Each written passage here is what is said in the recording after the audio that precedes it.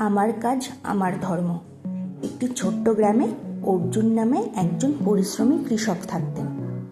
তিনি প্রত্যেক দিন সকালে সূর্যোদয়ের আগে ঘুম থেকে উঠে বলদ নিয়ে ক্ষেত চাষ করতেন।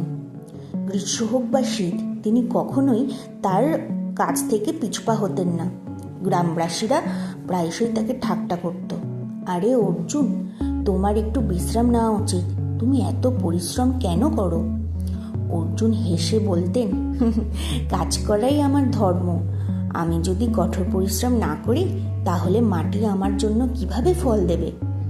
প্রতিদিন তিনি মাটি উল্টে দিতেন, বীজ বপন করতেন এবং গাছপালায় জল দিতেন। আবহাওয়া খারাপ থাকলেও তিনি হাল ছাড়তেন না। কয়েক মাসের মধ্যেই একই শুষ্ক জমি সবুজ শস্যে ভরে গেল। ধানের ডালপালা দুলতে শুরু করলো এবং ক্ষেত সবুজে ভরে গেল। এখন যারা তাকে নিয়ে মজা করত তারাই তার কাছে এসে বলল, অর্জুন, তোমার ক্ষেত পুরো গ্রামের মধ্যে সব থেকে সুন্দর। অর্জুন বিনীতভাবে বললেন, এই সবই আমার কঠোর পরিশ্রম এবং মাতৃভূমির আশীর্বাদের ফল। যখন আমরা সত্যিকারের হৃদয় দিয়ে কাজ করি তখন ফলাফল আপনা থেকেই আসে। সেদিন গ্রামবাসীরা বুঝতে পেরেছিল যে প্রকৃত সুখ ভাগ্যে নয়, বরং কর্মে নিহিত।